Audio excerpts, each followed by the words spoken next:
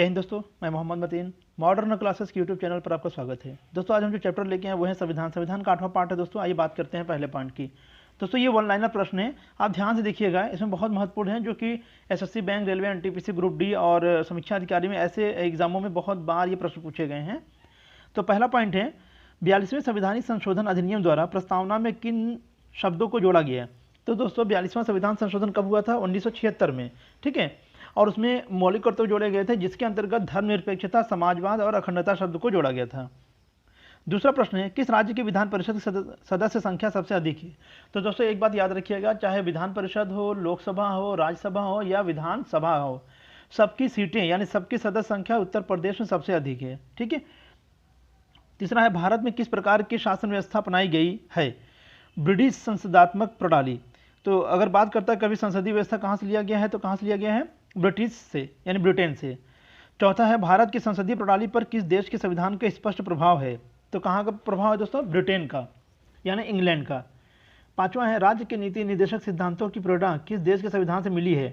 तो आयरलैंड से। ऐसे प्रश्न पूछ लेता है डायरेक्ट, कभी ऐसे पूछता है कि आयरलैंड से निम्न से क्या लिया गया है, तो उसमें लिखा रहता है कि राज्य के नीति निर्देशक सिद्धांत, ठीक है।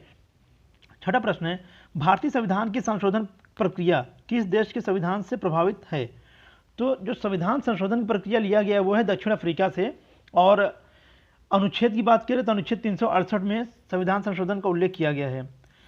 सातवां है, भारतीय संघ में सम्मिलित किया गया 28वां राज्य कौन सा है? तो झारखंड है, जिसे 15 नवंबर 2000 को बिहार से काट कर अलग किया गया था। और अगर वहीं बात करते हैं कि उत्तराखंड को कब बनाया गया था? 9 नवंबर 2000 को उत्तर प्रदेश से काटकर उत्तराखंड को बनाया गया था। 1 नवंबर 2000 को मध्य प्रदेश से काटकर छत्तीसगढ़ बनाया गया था। यानी कि 3 नए राज्यों का निर्माण हुआ था, 1 नवंबर, 9 नवंबर और 15 नवंबर को, जिसमें छत्तीसगढ़ है, क्रमशः उत्तराखंड और झारखंड है। हिमाचल प्रदेश की राज्य का दर्जा कब प्रदान किया गया? तो 1971 में हिमाचल प्रदेश को राज्य का दर्जा प्रदान किया गया। 9वां है, पहला संवैधानिक संशोधन अधिनियम कब बना? तो दोस्तों प्रथम संविधान संशोधन 1951 में बना था, जिसके अंतर्गत 9वीं अनुसूची को संविधान में शामिल किया गया और उसमें दोस्तों भूमि सुधार अधिनियम को रखा गया था। 10 है, राष्ट्रपति पद के निर्वाचन हेतु तो उम्मीदवार की अधिकतम आयु कितनी होनी चाहिए?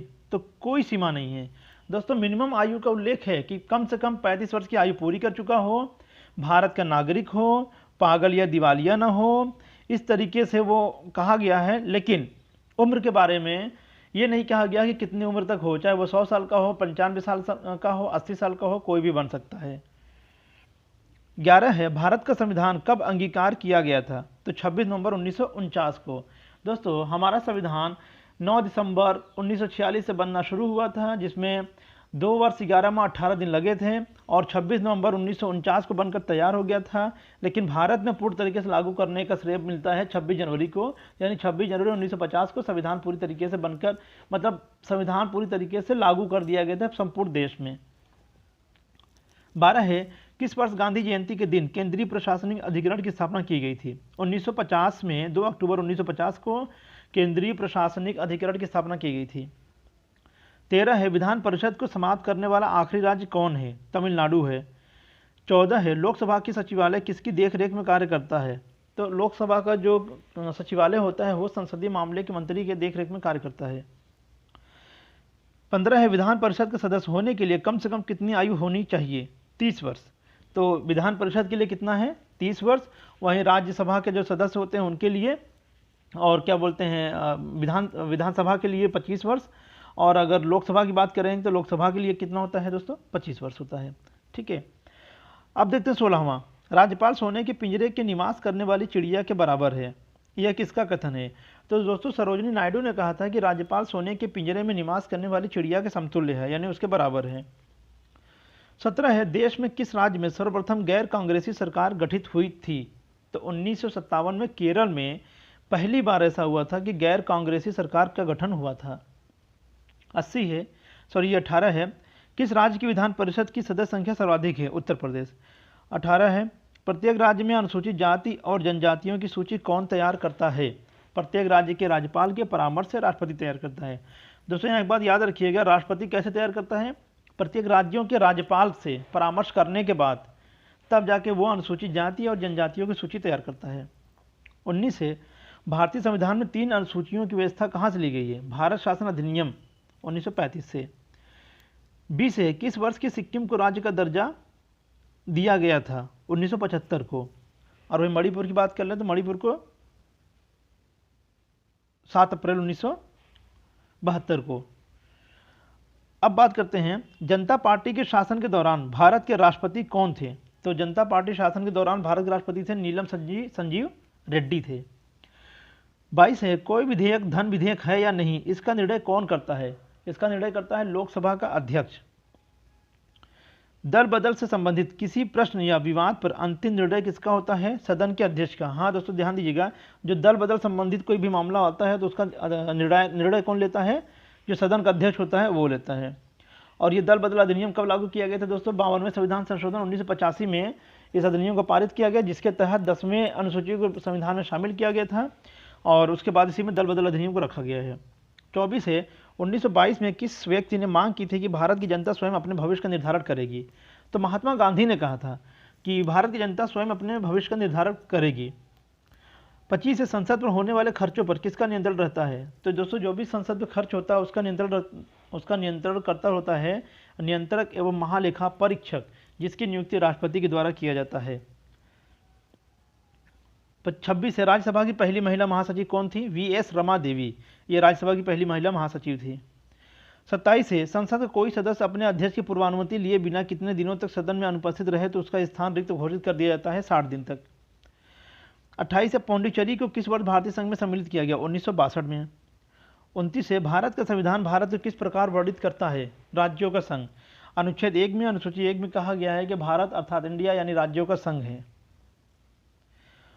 30 है वह कौन सी सभा है जिसका अध्यक्ष उस सदन का सदस्य नहीं होता है? तो राज्यसभा का जो अध्यक्ष होता है वो उस सदन का सदस्य नहीं होता है, क्योंकि जो राज्यसभा का अध्यक्ष होता है वो उपराष्ट्रपति को मतलब वो पोस्ट मिला है, तो इसलिए वो उस सदन का सदस्य नहीं होता है, बल्कि लोकसभा का जो अध्यक्ष होता है वो लोकसभा का सदस्य होता है। तो इसलिए यहाँ पर आंसर जो हो जाएगा वो राज्यसभा का अध्यक्ष। 31 है पूरे देश को कितने क्षेत्रीय परिषदों में बांटा गया है? तो 5 क्षेत्रीय परिषदों में बांटा गया दोस्तों। 32 है क्या पंचायतों को कर लगाने का अधिकार है? जी, पंचायतों को कर लगाने का अधिकार है।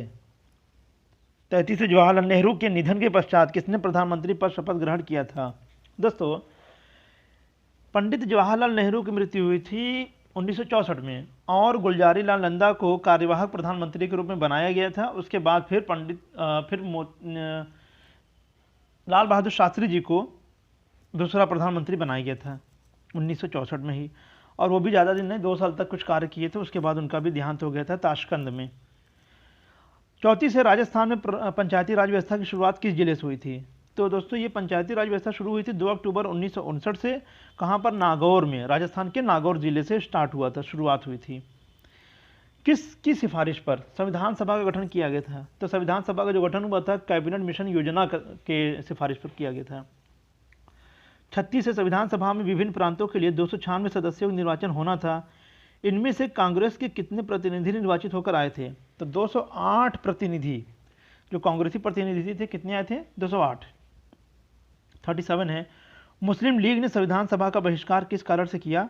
मुस्लिम लीग मुस्लिमों के लिए एक अलग संविधान सभा चाहता था, इसलिए उसने संविधान सभा का बहिष्कार किया था। उनका मानना था कि हमारे लिए एक अलग से संविधान सभा हो जिसमें हम अपना कानून बना सके, अपने संविधान बना सके, जबकि ऐसा हो नहीं सकता था क्योंकि हमारे देश में कई धर्म संप्रदाय के लोग रहते हैं, हिंदू मुस्लिम सिख ईसाई जैन बौद्ध सभी रहते हैं, तो सबके हिसाब से चलना चाहिए था, न कि मुस्लिम लीग के हिसाब से चलना चाहिए था। 38 है भारत की संघीय व्यवस्थापिका को किस नाम से जाना जाता है? तो भारत की संघीय व्यवस्थापिका को संसद के नाम से जाना जाता है। भारतीय संसद का निर्माण कैसे होता है? लोकसभा प्लस राज्यसभा प्लस राष्ट्रपति, यानी कि पूछा जाता है संसद किसे कहते हैं, तो लोकसभा राज्यसभा राष्ट्रपति को कहेंगे, और पहला कौन सा होगा? लोकसभा होगा, दूसरा राज्यसभा, तीसरा राष्ट्रपति ही होंगे, ठीक है। 40वां है संसद के कितने सदन हैं? तो संसद के 2 सदन हैं। कौन कौन से? उच्च सदन और निम्न सदन, यानी लोकसभा और राज्यसभा। लोकसभा को निम्न सदन कहा जाता है और अस्थायी सदन भी कहा जाता है। निम्न सदन क्यों कहा जाता है और अस्थायी सदन क्यों कहा जाता है? क्योंकि इसके जो कार्यकाल होता है 5 साल का तो होता है, लेकिन इसे कभी भी भंग किया जा सकता है। वहीं राज्यसभा का उच्च सदन भी कहा जाता है और स्थायी सदन कहा जाता है, क्योंकि इसे तो कभी भंग नहीं किया जा सकता। और इसके जो इसके सदस्य होते हैं वो परमानेंट होते हैं, 6 साल बाद ही इसमें रिटायर होते हैं। इस वजह से इसे स्थायी सदन कहा जाता है, लोकसभा को अस्थायी सदन कहा जाता है। दोस्तों ये रहा आज का हमारा 40 प्रश्न। आप लोग इसी तरीके से हमारे साथ बने रहिएगा, अगले वीडियो का इंतजार कीजिए। तब तक के लिए जय हिंद, जय भारत।